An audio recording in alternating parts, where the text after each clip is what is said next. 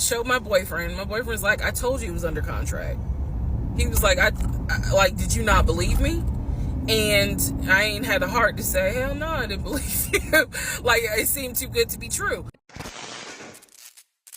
Hey beautiful people, how you all doing today? It's your girl Destiny here, and welcome back to my channel. How you are doing? Hope you guys are doing great. So this is the part 2 of the video I posted previously of the lady sharing the story time of how her ex-husband was a pathological liar and some of the things that he lied about. She's giving us a full story and a bigger picture to understand some of these red flags that especially we ladies we should look out for. She's telling her story and letting us know some of the parts she plays wrong in it and how they met, how they moved in, and how things started unraveling and all that. If you haven't seen the original video and the part 1, please go check out those videos. I'll leave it down in the description box so you go check it out so you catch up to speed of what the story is all about. This story is long. It's a rabbit hole. It's long. But let's go check out what the sister have to say. Then I'll come back and share more of my thought of this story. But please, I'd like to know what you think about this story. So with that all said, guys, let's go check it out. Then we'll come back and talk more. All right, part 3. Who did I marry? So this is when he showed me a letter from Chase with the Chase logo at the top, stating that he had been approved for a mortgage for a $750,000 mortgage or a $750,000 house. So he was like, we can't go over $750,000. And I said, I remember asking him, can you afford the mortgage on a $750,000 house? Because I know I can't. This is when he explains to me, I told you how I played arena football. I invested my money really well. So he said, I have money that will help pay for the mortgage. He was like, we're good. Like, I'm financially, I am okay. He was like, that's why I'm able to get approved for a $750,000 mortgage. So he told me that his money was in different savings accounts. He said he had an account with Chase Bank, he had an account with US Bank, and he had an offshore account. This is what he told me. The offshore account, I was like, why? And he explained something about, oh, the U.S., excuse me, the U.S. imposes taxes on money when you have a certain amount in U.S. banks. He was like, so everybody knows that it's smart to have some money in an offshore account. Y'all, look, I live paycheck to paycheck. I was like, okay, that's whatever. I said, so you have the money to pay for a home. I'm also holding in my hand a letter from Chase saying that he was approved for $750,000. So I went off of what I saw. So we contacted a realtor. I won't say his name, but man, if he ever sees this TikTok, I owe this man such an apology. But we contacted a realtor who was based in Cobb County, because I was very adamant I wanted to move back to Marietta, Smyrna area in Cobb County, Georgia. He was fine with that. His whole attitude was, you know, you're gonna be my wife, happy life. So we met a realtor. I would find houses that I wanted to tour. Keep in mind that this was COVID. So at the time, we could not tour a home. It would have to be a virtual tour. So this particular realtor, we found a house in Douglasville, Georgia. Not Cobb County, but nevertheless it's in Douglasville. I was fine with Douglasville. Beautiful house. So we found a house in Douglasville, Georgia. The realtor did a FaceTime tour of the house. The house was a nice home. 5 bedrooms, 4 baths. So we did a FaceTime tour of the home, and the home was listed, I believe, roughly 400 and something thousand. I really like the house. I could see myself living there. I could see us living there. Could see us with the kid there. This is now April, just for timeline purposes. This is April. So he really liked the house. He was like, you know what, we'll put an offer in on the house. He was like, if you like it, because again, it was COVID, we weren't going to be able to see the house in person because the family still lived there. So he said, I'll put an offer in, we'll see if it's accepted. I said, okay. So he puts an offer in. He's telling me he put an offer in. I need to clarify some things he told me and the things that I actually saw. So for this house in Douglasville, he told me he was putting an offer in. The realtor would call me because one thing that the realtor told us, he was like, if the woman likes the house, typically the house is going to get bought. So he kind of dealt with me a bit more than he did my ex-husband. And again, this is April 2020. This is before we got married. So at the time, he was my boyfriend.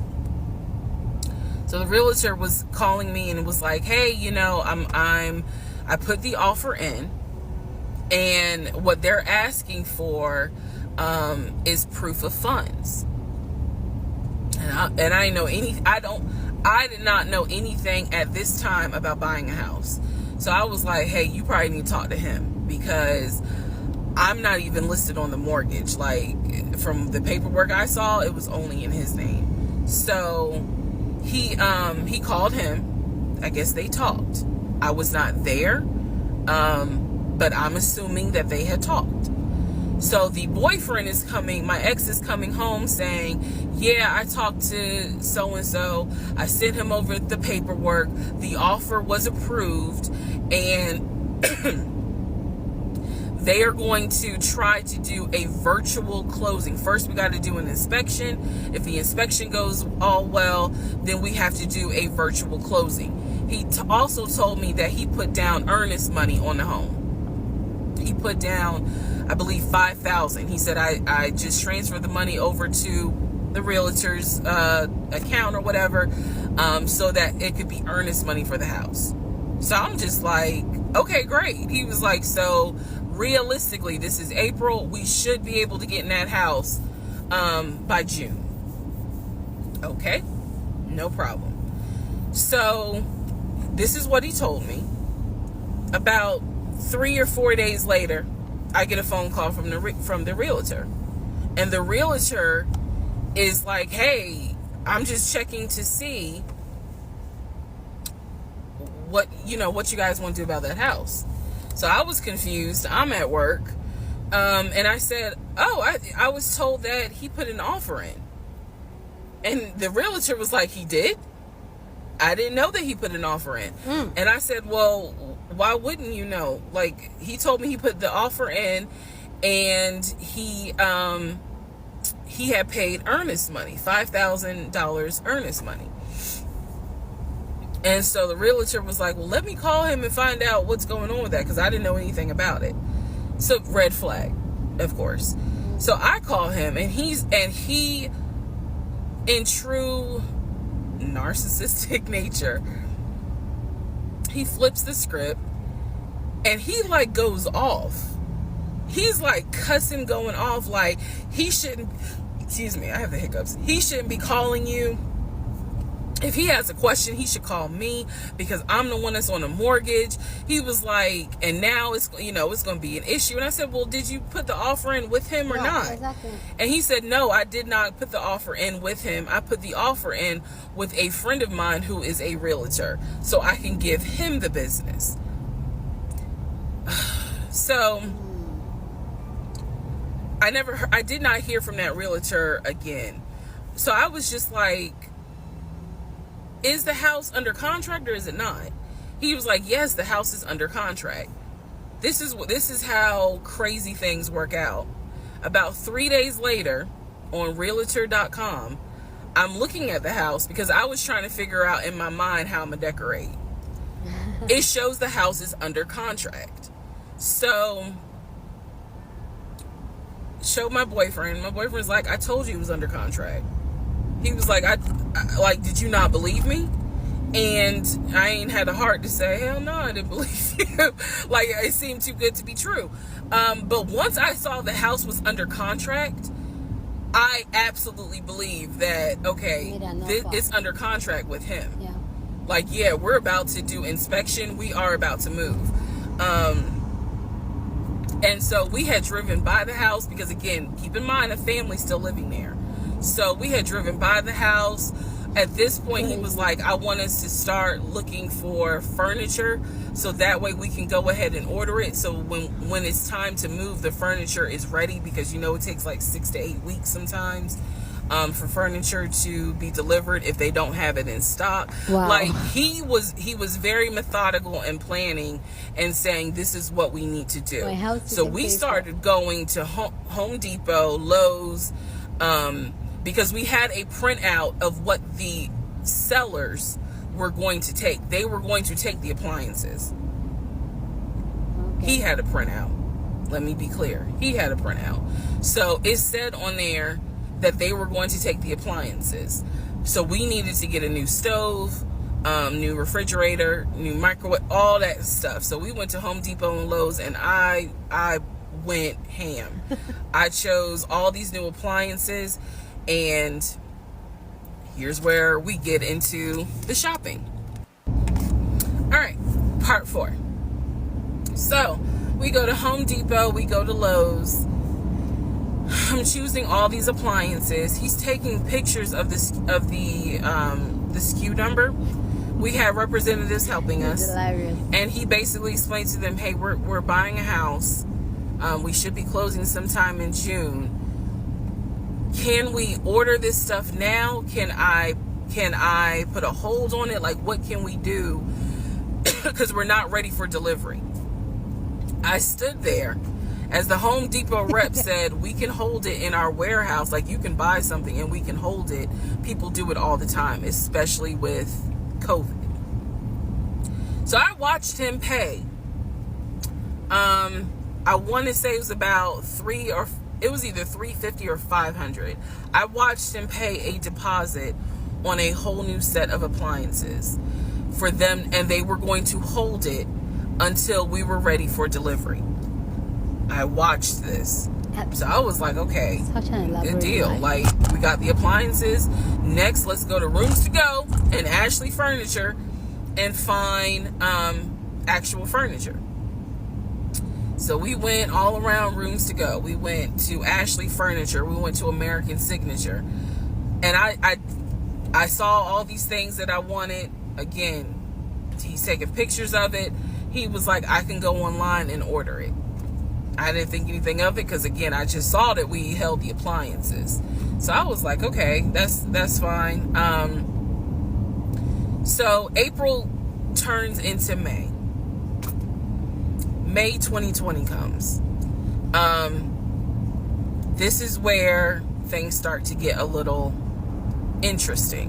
Okay. May comes, and obviously we had not done inspection. And I'm asking him all the time, what's the deal with the house? He was like, oh, because of COVID, they're trying to get someone to do the inspection. But the guy that they had, it was always something. The guy they had caught COVID, so they're going to have to get somebody else. And he's like 15 houses backed up, so it'll be a while. So at this point in May, I know I look crazy. In this point in May of 2020, I started recording audio diaries. I don't know why.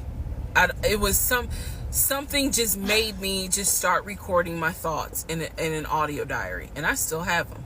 And I would save them by the date, and I would just start talking about what's on my mind. So I was like, I knew there was something was nagging me, like your inspiration was talking to you, but yeah? I kept pushing it out of my mind. I was like, you saw this is what I reminded myself. You saw him pay for the appliances. You know the house is under contract. You know that he told you that he's the one who put the house under contract. Why would, like, I remember saying to myself, why would he lie about that? This is so easy to verify. Why would he lie about that? Have you caught him in any other lie? And at the time, the answer was no. So I really was like, maybe you just aren't used to a guy who actually does what he's supposed to do. Like I was questioning myself and then answering my own questions. So inspection didn't happen. Around mid-May, I found out I was pregnant. May 2020. Wow. When I found out I was pregnant, he was ecstatic and I was like, oh. The reason why I was oh is because, number one, I'm plus size. Number two, because of my age, I felt like it was probably going to be a high-risk pregnancy. And I wasn't married. And that nagged. I cannot tell y'all how much it nagged me. There was a lot of internal struggle in between. My family didn't even know that he had moved in at this point. I told them, that I was pregnant. Went to the doctor. Everything looked good. But again, because it was COVID, he couldn't go in with me into the actual room. So, doing any sort of ultrasound, doing the blood test, because my HCG levels were really high. So the doctor was like, hey, it might be twins. We don't know yet. You're still kind of early, along. They gave me a due date. The due date was January 26th of 2021.